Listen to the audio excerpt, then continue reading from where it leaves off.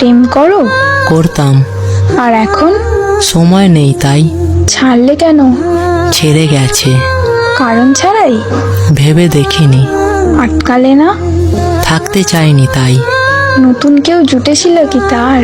হতে পারে। নতুন কাউকে খোঁজেনি যে? প্রয়োজন হয়নি তাই। মনে পড়ে না তাকে? ভুলিনি তো কখনো। সে যদি ফিরতে চায়? আসতে পারে। আবার ভালোবাসবে তবে? ভালোবাসার শেষ আছে নাকি?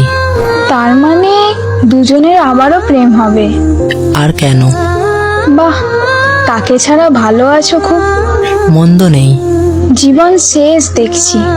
শেষ আর হলো কই? তার জন্য মায়া হয় না? প্রতিটি মুহূর্ত হয়, তবে তার কিছু অভাব নেই। এভাবে আর কতদিন? যতদিন যায়। অভিশাপ দিয়েছো কখনো? ভালো থেকো। সংগ্রামী সাথীরা, খাল, বিল, নদী, নালা, পাহাড়, পর্বত, জল, জঙ্গল, পুকুর, বালা, ভাই ও বোনেরা, আপনারা জানেন আজ থেকে 95 বছর ধরে ইলেকশন করি, কোন ইলেকশনে পাস করতে পারি না।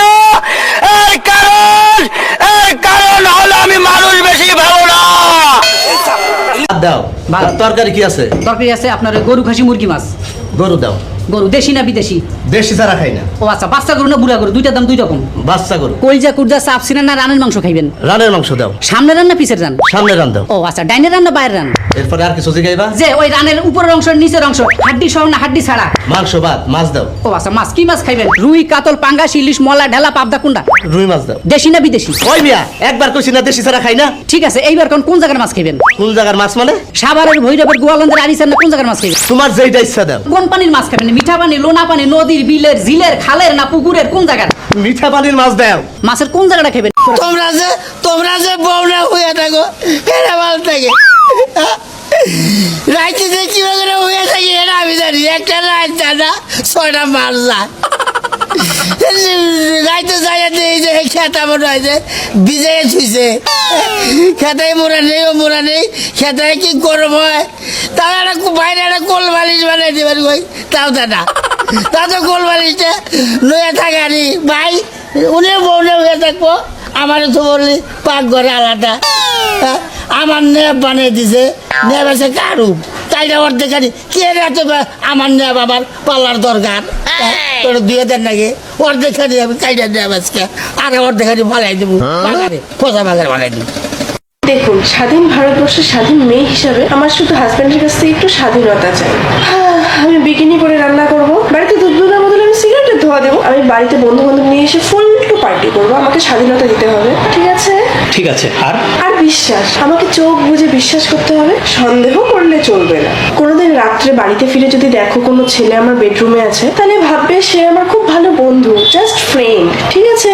হ্যাঁ ম্যাডাম, সবই ঠিক আছে, বাট আমার একটা ছোট্ট রিকোয়েস্ট ছিল। হ্যাঁ বলুন। মানে আপনি অন্য কাউকে বিয়ে করে নিন, আর আপনার বেডরুমের জাস্ট ফ্রেন্ডটা যদি আমাকে বানিয়ে নেওয়া যায়। এই কে জোরে হাসে রে?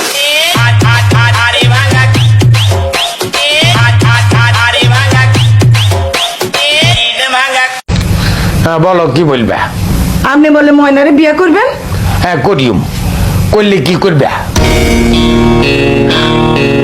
দুনিয়াতে এত মাইয়া থাকতে মানে ময়নার দিকে কিল্লা চোখ হইল। চোখ কেন গেল তার কারণ আছে। কারণ ময়নার ভঙ্গি চঙ্গি তোমার হরির মতন, সেই ভঙ্গি চঙ্গি আমাকে বেট করছে। আব্বা, এটা একটা কথা কইলেন নি? আনে নিজের নাতনিরে কেউ বিয়ে করে? আচ্ছা কইলে নিবা, কিন্তু আপনার মতো বুড়া মানুষের লোকে যদি ময়নার বিয়ে হয়, সেটা জীবন যে নষ্ট হইব, এটা আপনি বুঝেন না? এখান থেকে কি কস? ময়নার জীবন নষ্ট হইব কিনলেই আজ তো আর ব্যাগ সম্পত্তি ময়নার নামে লিখে দিয়ে যাই। ময়না আমার সেবা যত্ন করবো। ইয়ার পর আই মরি গেলে তোরা চাই চিন্তি একখান ভালো ছেলে ঠিক করবি, যাতে ময়নারা সে বিবাহ করা। সেটা তো বিবাহ করবোই, সম্পত্তির লোভ না করি হাইত না। তোমরা আমার যত ডরি দেও, আয় কিন্তু ডরাই। স্বামী কি হারে? তালাক দিয়ে দিছি। কেন? হাউরি হারা দিন কাম হারায় আমারে দিয়ে। তারে এখন আপনি কি হারেন?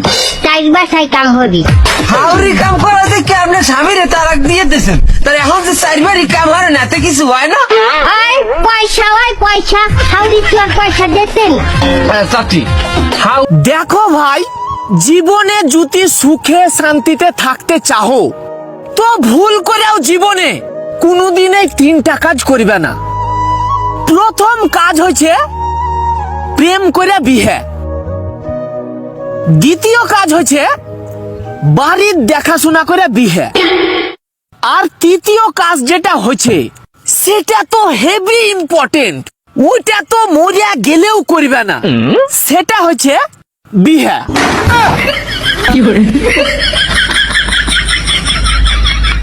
দেখবে সুখে থাকবে।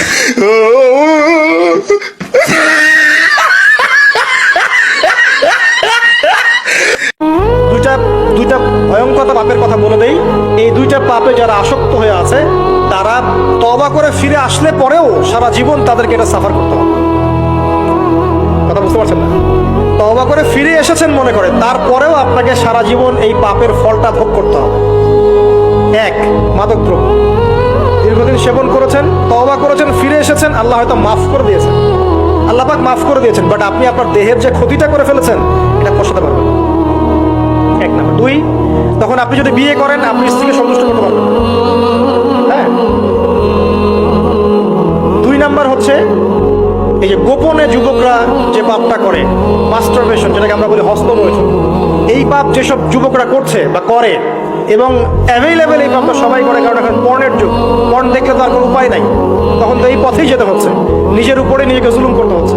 যারা হস্তমৈথুন অভ্যস্ত হয়ে গেছে এরা যদি তওবা করে ফিরেও